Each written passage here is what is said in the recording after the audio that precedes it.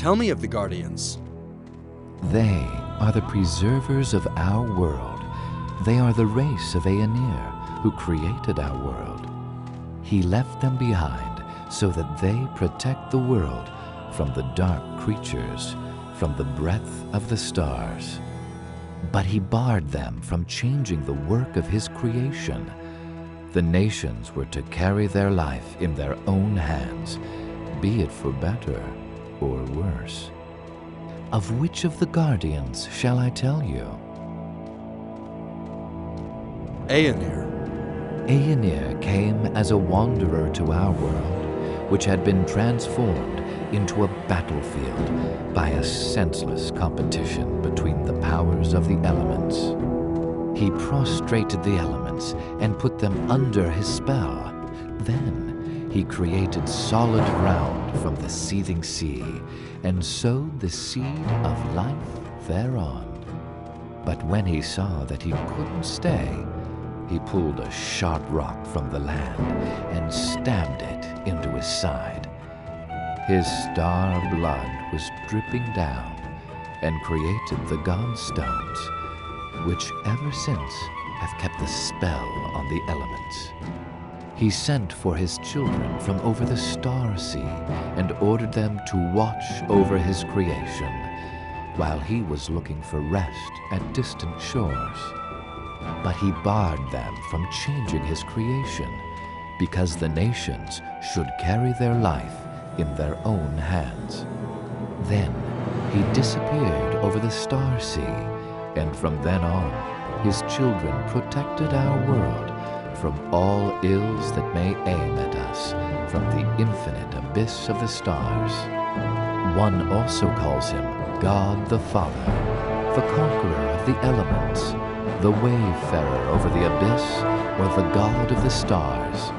His symbol is the eye or the hand, sometimes also a ship over the star ground.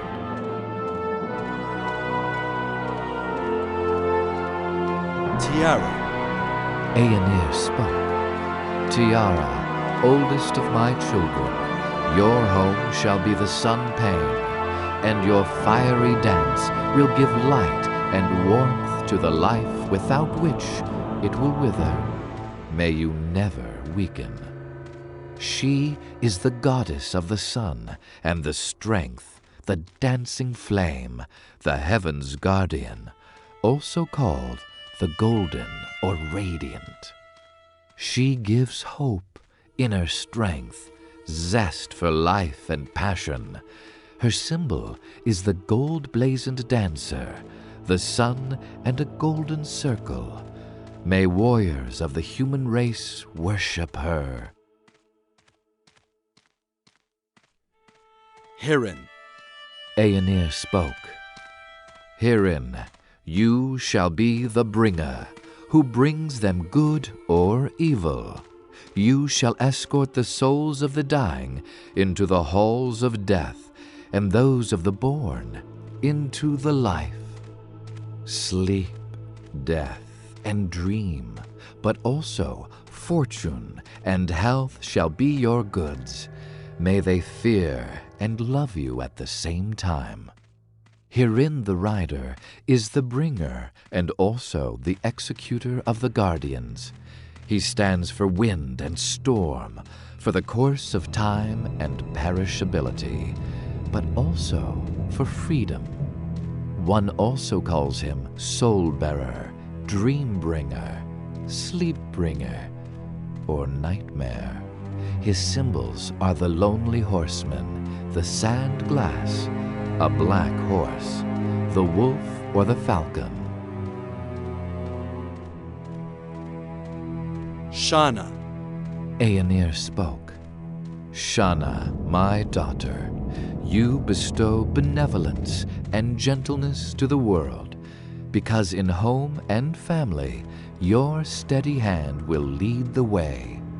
Show them the joys of life, work, and of being together. Shanna the Weaver stands for trade, family, healing, and gentleness. She is the goddess of the farmers and the workers. Just as Tiara stands for passion, Shanna stands for the steady and considerate side of love. One also calls her mother, the gracious or the gentle hand. Her symbols are the woman at the loom, the oak, a gray cat, or the pigeon. Elen. Aonir spoke. Daughter Elan, walk across the land and look at the power of life. Guard over the wealth of nature, the plants, and the nature of the woods. Give them the water they need for life, and be their friend and guardian. Elan, the Lonesome One, is the goddess of the elves.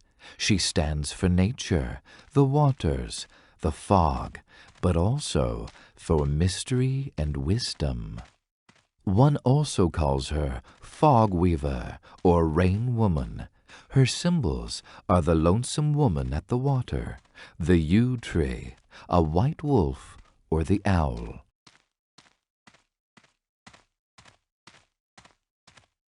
Nietальф. Aonir spoke. Nietальf, your strength shall shape and harden them. You will give them the strength to survive, because this world will not be without dangers.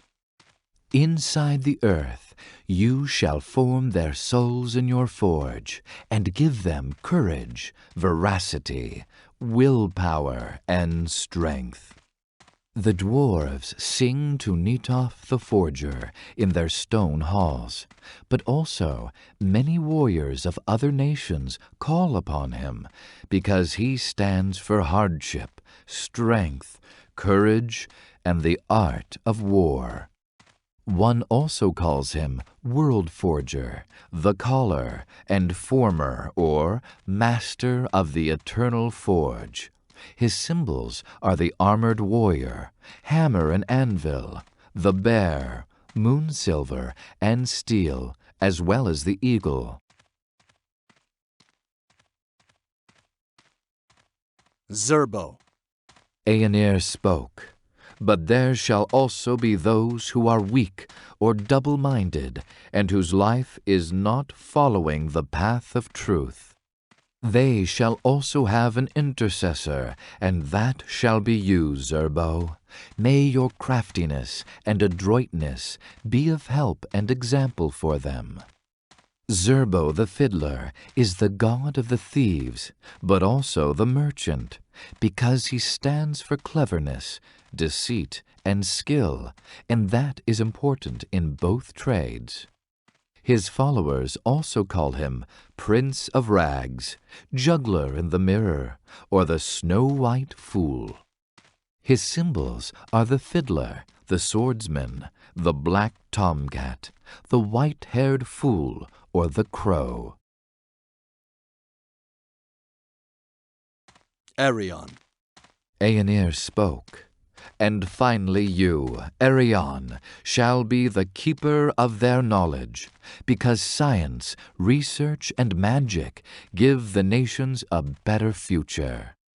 You shall record all their knowledge and produce it in a book, so that I can get to know the story of my creation at the end of time. In the past, almost all mages were followers of Ereon, until the circle depraved the magic. I have the feeling that your history has already set part in his book, friend. One also calls the writer the Just, the keeper of the Archon, or the master of the one book. His symbols are the writer, Featherkey, the book with the sword, a scale, a man with a gray robe, or the raven.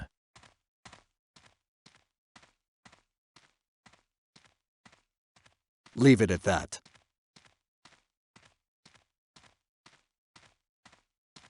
Tell me about the apostates.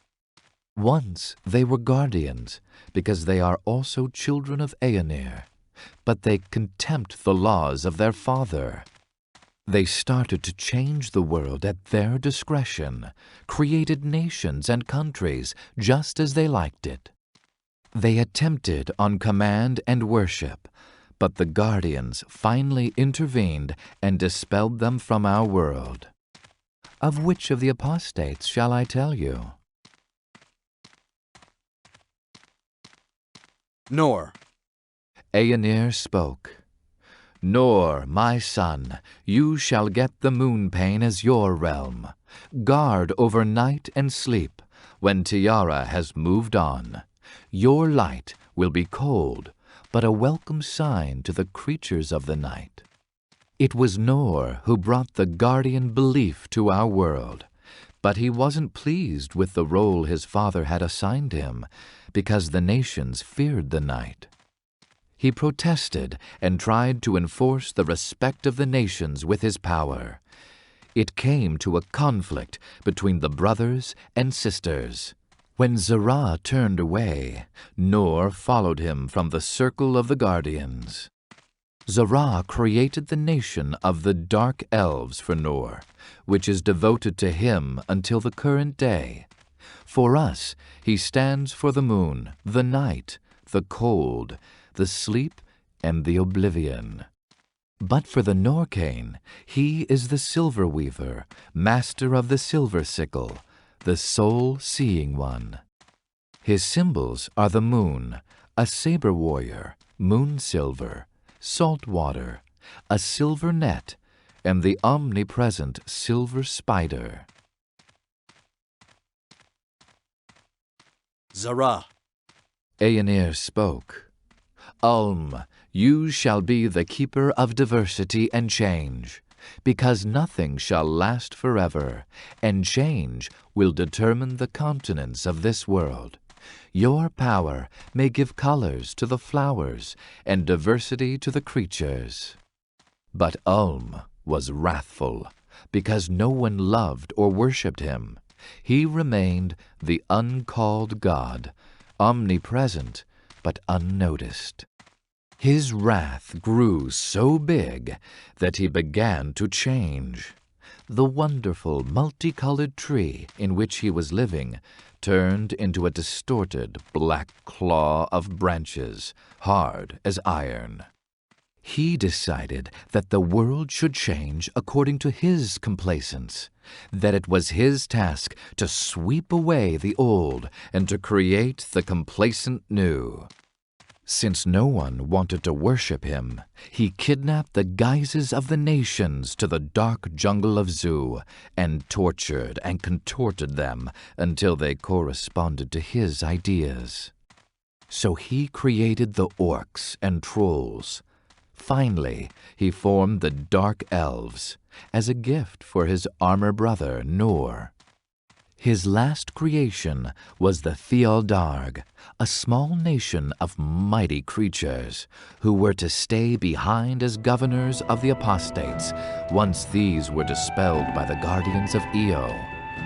The orcs call Zarah, because that is how Ulm calls himself, the drinker of the world blood, iron root, claw, or the dark storm. His symbols are a 5-membered claw, a black root, a root-like tree without leaves, but also ion and blood. Leave it at that.